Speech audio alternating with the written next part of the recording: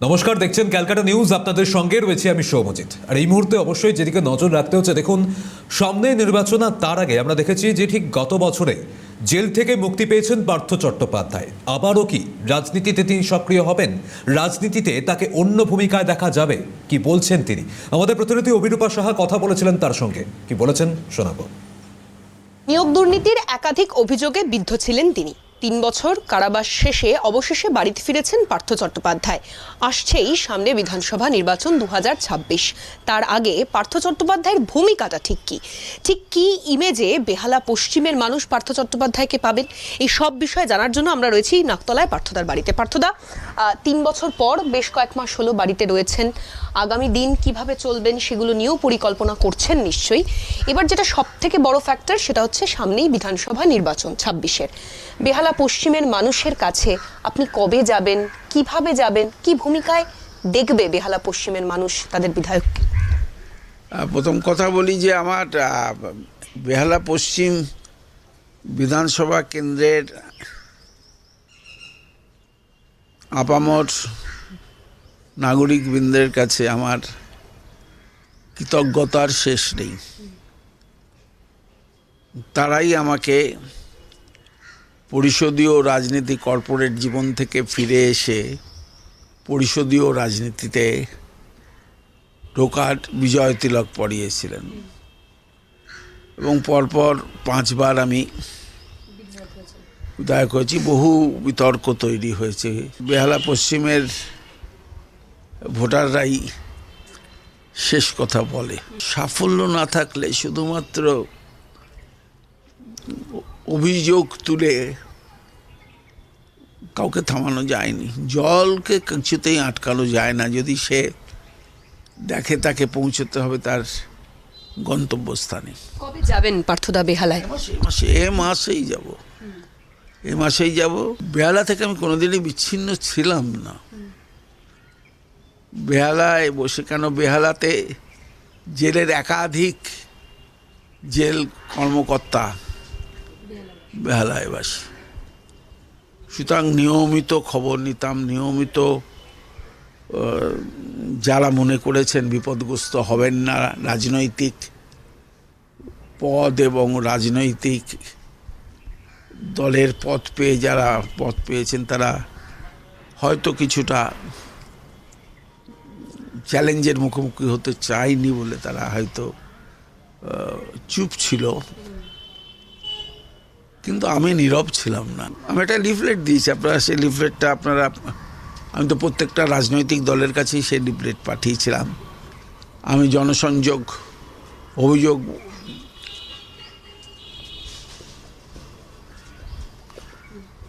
Box তাতেও দেখেছিলাম, কোথাও খুঁজে পাইনি। যে অভিযোগগুলো ছিল তার কোনোটাই তারা গ্রহণ করেননি। আমি যেটা বলতে চাই, আপনাদের সশরীরে উপস্থিতি আর আমার উপস্থিতি, এই দুটোর মধ্যে ফারাক ছিল। সশরীরে আমি উপস্থিত হতে পারিনি কেন, তার একটা জবাবদিহি আমি তাতে করেছিলাম। মানুষকে আপনি বোঝাবেন কি করে? মানে ধরুন, যে দৃশ্যের অভিঘাতগুলো আমরা দেখেছি, যে ছবিগুলো এক এক সময় আমাদের সামনে এসে পৌঁছেছে, আপনি যখন যারা তোমার ছবিকে মসীলিপ্ত করলো, তারা তার ছবিকে মসীলিপ্ত করতে পারেনি। আমি তো MA পাস করেছি, আমার এখন মাধ্যমিকে পাসের জন্য চিন্তা করার কি কোনো প্রয়োজন আছে? দলের তরফ থেকে কেউ, শীর্ষ নেতৃত্ব এখনো অবধি আপনার সঙ্গে যোগাযোগ করেছে, বা আপনি কি নিজে তাদের সঙ্গে যোগাযোগ করেছেন এখনো পর্যন্ত? তারা যোগাযোগ করলো কি আমি যোগাযোগ করলো, বিচার্য বিষয় হতে পারে না। এটা একটা কৌতূহল হতে পারে। পার্থ চট্টোপাধ্যায়ের এখন মানে জায়গাটা ঠিক কি? মানে দল আপনাকে সাসপেন্ড করেছে, দলের কোনো পদে নেই, আপনি বিধায়ক পদ থেকে ইস্তফাও দেননি, আপনি বিধায়ক পদেই রয়েছেন। নির্বাচনে কি ভূমিকায় আপনাকে দেখতে পাওয়া যাবে? মানে মানুষ কিভাবে দেখবে আপনাকে? অবসরপ্রাপ্ত রাজনৈতিক নেতা বা কর্মী হিসেবে দেখবে না, এটা আমার একটা সিদ্ধান্ত। মানে পার্থ চট্টোপাধ্যায় ধীরে ধীরে সক্রিয় হচ্ছে, মানে এখনো সক্রিয় আছে এবং ছিলেন। আমি শারীরিকভাবে, মানসিকভাবে হয়তো নিষ্ক্রিয়তা ছিল, বাধা ছিল, কিন্তু আমি সক্রিয় ছিলাম না, কথা বলার কোনো যুক্তি অন্তত আমার কাছে নেই। নির্দল হিসেবে কি পার্থ চট্টোপাধ্যায় হব না, জীবনে হব না, জীবনে হব না। আমি সুবিধাবাদী রাজনীতির সঙ্গে থাকিনি কোনোদিন। অত বড় চাকরি ছেড়ে এসে পতাকা ধরেছিলাম, তখন চিন্তা করিনি আমাকে পরিবার চলবে কিভাবে। তো সুতরাং আমার কাছে স্বচ্ছ ২৬ বছরের কর্পোরেট জীবন আছে। ২০২১ পর্যন্ত রাজনৈতিক এবং শাসককুলের নেতা হিসেবে, মন্ত্রী হিসাবে আমার নিষ্কঙ্কলতা আছে, কেউ আমায় দাগ লাগাতে পারিনি। মহাসচিব হিসেবে দলকে বড় হতে সাহায্য করেছি। বিরোধী দলনেতা হিসেবে বুদ্ধবাবুর সঙ্গে এবং বামফ্রন্টের সঙ্গে মাত্র ৩০ জন বিধায়ক নিয়ে লড়াই করেছি। সেই মূল্যায়নগুলো মানুষের কাছে তুলে ধরতে চাই। অনেকেই বলছে পার্থদা যে যেহেতু পার্থ চট্টোপাধ্যায়ের কাছে এখন দলের সিম্বল নেই, বলছে দলের পতাকা যদি নিয়ে নেওয়া হয়, মমতা বন্দ্যোপাধ্যায়ের ছবি যদি পেছন থেকে সরে যায়, কেউ ওনার বক্তব্য শুনবে না, ইভেন কারোর বক্তব্যই শোনা হবে না। অনেকেই বলছে আপনার। না, আমি তো জানি যারা মুখপাত্র হিসেবে কোনো চ্যানেলে বসে তাদের মতন করে বলছে, আপনি কি মানেন এই কথা? না, আমি তাদের কাছে বলি, তারা তো বয়সে তরুণ, জামা কাপড় বদল করে বিতর্ক সভায় প্রভাবিত চ্যানেলের প্রভাব পোশাকেও তাদের পড়েছে। তাদের বলি আমি খুব দামি কথা বলেছে, কিন্তু ঠিক বুঝতে পারিনি কি বলছে। আমারও তো তাই, দলের মধ্যে আমার তো সেই কথা, যে তোমার মমতা বন্দ্যোপাধ্যায়ের ছবি সরিয়ে নিলে তোমার ভোট ব্যাংকে তুমি কি করবে। তো আমি তো দেখলাম তারা সেটাই বলছে, তো আমি তো এখনও তাই বলছি। তাহলে তার ছবিটার সঙ্গে বহু লোকের ছবি ছাপাবার দরকার কি আছে? যদি এইটাই তাদের বোঝা হয়ে থাকে যে মমতা বন্দ্যোপাধ্যায়ের ছবি সরালে তৃণমূলের ভোট নেই, এই সত্যটা যে এরা বুঝেছে আমাদের তরুণ সমাজ, আমি খুব আনন্দিত। কিন্তু আপনার ক্ষেত্রে ঠিক কি হবে? না, আমার ক্ষেত্রে আমি তো বলতে পারছি না। আমি তো ঢোকার সময় কার ছবি দেখলেন? না, নিয়ে যান ছবিটা। আমি ছবি সরিয়ে দিইনি। আমি সংসদীয় ক্ষমতা কেড়ে নিয়েছে বলে বা দলের নিলম্বিত কর্মী হিসেবে আমার বিশ্বাস বা আস্থা যতদিন থাকবে ততদিন পর্যন্ত আমি হাল ছেড়ো না বন্ধু, কণ্ঠ ছাড়ো জোরে। কিন্তু দলের পতাকা কেড়ে নিলে ভাবছেন যে কেউ কেড়ে নেবে। এই যে হাজার হাজার ইস্টবেঙ্গল, মোহনবাগান, মহাবাডানের সমর্থকরা পতাকা নিয়ে যায়, তারা তো অনেকেই সমর্থক না, অনেকেই তো মেম্বার না। তাই বলে কি পতাকা ছেড়ে যাবে? তাই ভালোবাসা থাকলে, শ্রদ্ধা থাকলে, বিশ্বাস থাকলে কেউ আমার পতাকা কেড়ে নিতে পারবে না। বিরোধীদের তরফ থেকে কেউ যোগাযোগ করলো, মানে শরীর স্বাস্থ্যের খোঁজ নিল? বহু লোক নিয়েছে, তাদের নাম বলবো না। বুদ্ধিজীবী মহলের অনেকেই নিয়েছে, যারা একটা সময় 2011-তে পরিবর্তনের সাথী ছিল, যারা এখন হয়তো শাসক কুলের সঙ্গে নতুন সেট অফ বুদ্ধিজীবী এসছে। আমার সেই সময়কার যারা বুদ্ধিজীবী তাদের সঙ্গে যোগাযোগ আছে। আর আমার তো ফোন নাম্বার এখন জানে না কেউ, বলতেও পারছে না কেউ, আমিও তাদের ফোন নাম্বারটা জানি না। তারা খবর নিয়েছে, জেনেছে, জেলে গেছে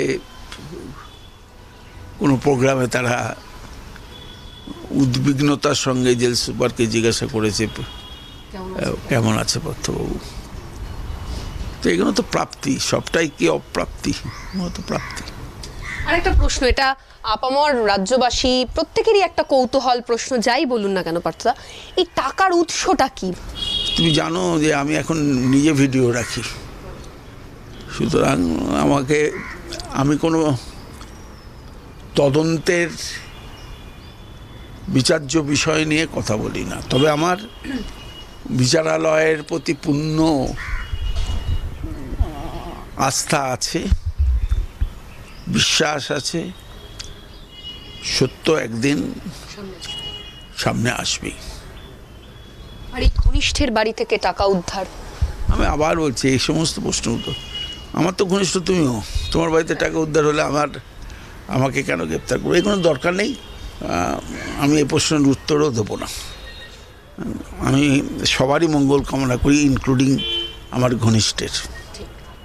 এখানে একটা প্রশ্ন করছি, সেটা হচ্ছে এই আপনি বলেছিলেন এর আগেও যে আমি দোষী নই, যে আমি নির্দোষ প্রমাণ করব নিজেকে। এবার বিষয়টা হচ্ছে তাহলে এই যে অভিযোগগুলো এলো, নিয়োগ দুর্নীতি বলুন, যাই বলুন, যা যা অভিযোগ, চাকরি বিক্রি, সবকিছুই কি মন্ত্রীকে এড়িয়ে তবে হলো পার্থদা? মানে আপনি তো দীর্ঘদিন ওই জায়গাটা কাজ করেছেন, একটা স্বয়ংশাসিত। আমি এই প্রশ্নটা যদি উত্তর দিই তাহলে বিচারালয়ের প্রতি আমার আস্থা কমে যাবে। আমি বিচারালয়ের প্রতি আস্থা আছে, সেখানে উত্তর দেবে। এটা আপনি যে বলছেন আমি দোষী না, যে আমি নিজেকে নির্দোষ প্রথম দিন থেকে আজও পর্যন্ত বলছি যে আমি অর্থ করবার জন্য পতাকা ধরিনি, পতাকা ধরেছি অর্থ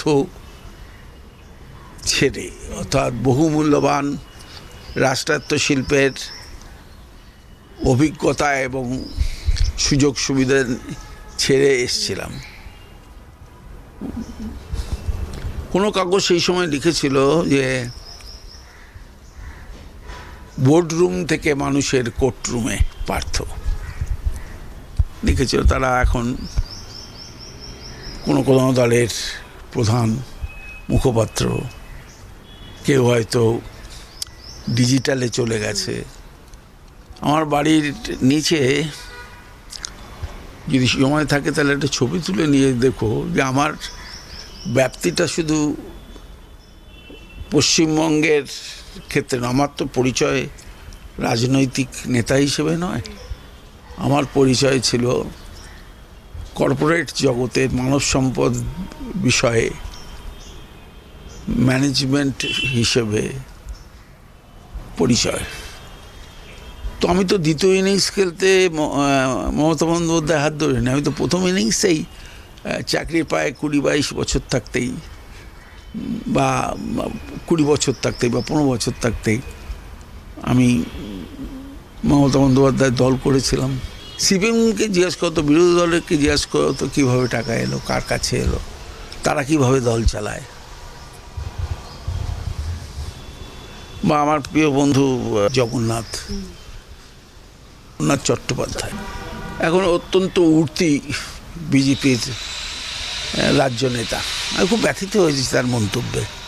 টাকার উৎসটা যদি খুঁজতে হয় তাহলে আমার পিছনের উৎসটাও দেখতে হবে, আমি রোজগার করতে পারি কিনা। সে সমস্ত উত্তর তো বিচারালয়ে দেব। মানুষকেও দেবেন?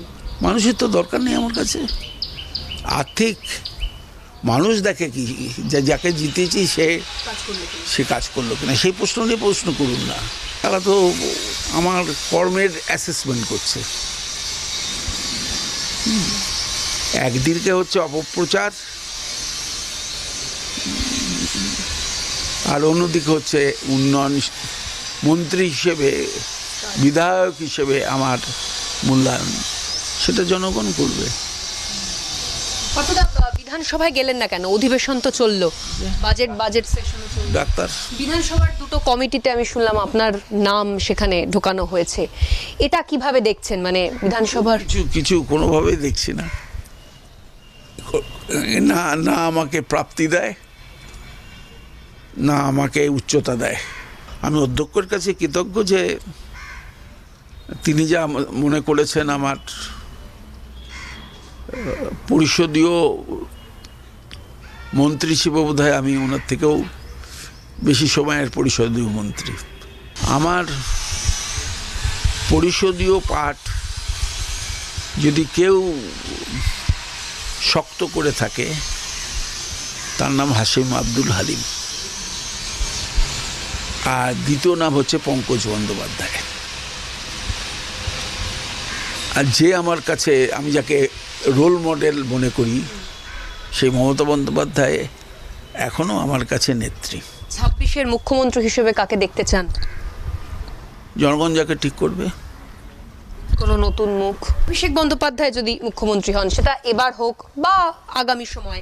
পরিণত মমতা বন্দ্যোপাধ্যায়ের স্থলাভিষিক্ত হতে গেলে দল, সেই দলের প্রধান চরিত্র এখন মমতার পরে অভিষেক। অনেক পরিণত হয়েছে। আমি তো ওকে পুত্র সম কোলে পিঠানো তো ভালো। তো সেখানে মমতার চাহিদা কিন্তু লোকে বলতো গ্রামীণ ভোট। মমতা তো কোনোদিন ভাতা দিতে পারেনি, যা চেয়েছিল তা করতে পারিনি। এখন মনের সুখে মমতা বন্দ্যোপাধ্যায় নেতৃত্বে দল তাই করছে। আমি 21 পর্যন্ত কিন্তু দলের মন্ত্রী ছিলাম, মহাসচিব ছিলাম। আমার 2021 পর্যন্তই, আগে পর্যন্ত আমাকে কিন্তু কেউ কলঙ্কিত করতে পারেনি। আর আপনারা একটা জিনিস খুব প্রচার করেন, আমার বাড়ির থেকে, আমার বাড়ি থেকে তো আমাদের কাছে সিজার লিস্ট আছে আমার ঘনিষ্ঠর কাছ থেকে। আমার ঘনিষ্ঠ তো অনেকেই, তাদের বাড়িতে কেন্দ্রীয় সংস্থা যায়নি কেন? হঠাৎ আমার একটা ঘনিষ্ঠ, বিভিন্ন ছবি ভাইরাল হয়েছিল, আমরা দেখেছিলাম একসঙ্গে আপনাদের। না তাতে কি হচ্ছে, আমার সঙ্গে তো মুনমুন সেনেরও ছবি আছে। ঘনিষ্ঠতা নিয়ে প্রশ্ন কোনো, ঘনিষ্ঠ আমার সবাই, যে ধরা পড়ে সেই বলে পার্থ ঘনিষ্ঠ। তার কেউ, তারা তৃণমূলের কেউ ছিল না। যেগুলো রাজনৈতিক উদ্দেশ্য নিয়ে কাজ করে তার টেকে না। একটা ভালো বিজ্ঞাপন কোনো একটা প্রোডাক্টকে মার্কেট বাজারজাত প্রথম দিন করতে পারে, কিন্তু সেই বাজারজাত পণ্য যদি গ্রহণযোগ্যতা হারায়, তার ব্যবহারযোগ্যতা হারায়, তাহলে তো সেটা গ্রহণ করবে না কেউ। মমতা বন্দ্যোপাধ্যায় সুপ্রিম কোর্টে গেলেন এবং সেখানে তিনি নিজে সওয়াল করলেন আইনজীবীর ভূমিকায়, সেটাও দেখেছেন নিশ্চয়ই, কি বলবেন? আমি এটাও দেখেছি, চুঁচুড়া কোর্টে মমতা বন্দ্যোপাধ্যায় যখন ভিখারি পাসওয়ান সেই টিম কল্যাণ বন্দ্যোপাধ্যায়কে নিয়ে গেছেন, সেটাও তো দেখেছি। এসআইআর নিয়ে কি বলবেন পার্থ দা? খুব প্রচুর ক্ষোভ আছে আমার। কেন? প্রথম কথা হচ্ছে যে এসআইআরটা রাজনৈতিক ভাবে ব্যবহার করা যে প্রবণতা, সেটা সঠিক নয়। না, আপনাকেই একটা ভোট নিতে বলি যে মমতার এবং তৃণমূল দলের সরকারের বিকল্প সরকার কে? মুখ কই দেখান না, একটা মুখকে, একজন মুখ দেখান। আর একদম শেষ প্রশ্নে আসছি, সেটা হচ্ছে সততা প্রকাশ করতে রাজনৈতিক ফিল্ড বা ব্যক্তিগত ফিল্ড সমস্ত দিকেই পার্থ চট্টোপাধ্যায় মোকাবিলায় প্রস্তুত আগামী দিনে? সবটাতে। আপনারা বলছেন কবে যাবেন, আমি তো দেখছি না কোনো নেতা রাস্তায় নেবে সারা বছর ধরে আন্দোলন করছেন। এটা তো শিখিয়েছে কেন্দ্রীয়ভাবে যারা দল করে, তা তো শিখিয়েছে যে রাস্তায় নেমে কিছু করো না, সব কিছু তথ্য প্রযুক্তির সাহায্য নিয়ে করো। তাই আপনি যে বলছিলেন হয় একে দেখলাম অমুক দেখলাম, আমি কাছে একটু আশ্চর্য লাগে নোটগুলো দেখার পর। এবং যা তথ্য প্রযুক্তির আমার গায়ন আছে, আমি তো মন্ত্রীও ছিলাম। এ ধরুন 22 তারিখে আমার অ্যারেস্ট করলো, 23 তারিখে এইসবগুলো দেখানো হলো। ঠিক একইভাবে ফেসবুক এবং অন্য, ফেসবুক মূলত বা ইউটিউবাররা যারা আছে, তারা দেখাতে শুরু করে দিল 7 দিনের মধ্যে এত তথ্য। এটা তো ভেবে দেখার দরকার না আমার? আরে বাবা, আমার এটা ভেবে দেখার দরকার। দল করলো না অন্য দল করলো, আমি তো বলতে পারবো না বামপন্থীদের মতন যেটা সিআইএর চক্রান্ত। আমাকে খুঁজে বের করতে হবে কোন মানুষের চক্রান্ত। এক হচ্ছে আমার প্রায়োরিটি কি, আমার প্রায়োরিটির এক হচ্ছে সুস্বাস্থ্য হিসেবে উপস্থিত হওয়া। 2 প্রায়োরিটি কি, আমার যে আইনি জটিলতায় আমি বিদ্ধ হয়েছি তাকে যথাযথভাবে মোকাবিলা করা। আর 3 প্রায়োরিটি হচ্ছে রাজনৈতিক বর্তমান অবস্থার পর্যালোচনা করা। এই 3টে প্রায়োরিটি। এবার দলের প্রায়োরিটি মানে তোমার বাজারে চলা যে সমস্ত খবরগুলো, অভিষেক যদি কালকেই মুখ্যমন্ত্রী হয় আর মমতা যদি তাতে রাজি হয়, কোনো তৃণমূলের আপত্তির কিছু থাকবে না। কারণ আপত্তি নেই তো, এখন তো মোটামুটিভাবে অভিষেকই দলের হাল ধরেছে। বাজারি গুঞ্জন বন্ধ করে দিয়ে 3 প্রায়োরিটিকে সঙ্গে করে নিয়ে আগামী দিনে পার্থ চট্টোপাধ্যায় তিনি কাজ করবেন, সক্রিয় ছিলেন, আছেন, বলছেন তিনি। রাজনীতি থেকে পার্থ চট্টোপাধ্যায়কে মুছে ফেলা সম্ভব নয়। বিগত বেশ কিছু প্রশ্নের উত্তরে এমনটাই বুঝিয়ে দিলেন তিনি। ক্যামেরায় গোপাল সেনের সঙ্গে অভিরূপা সাহা, ক্যালকাটা নিউজ, কলকাতা।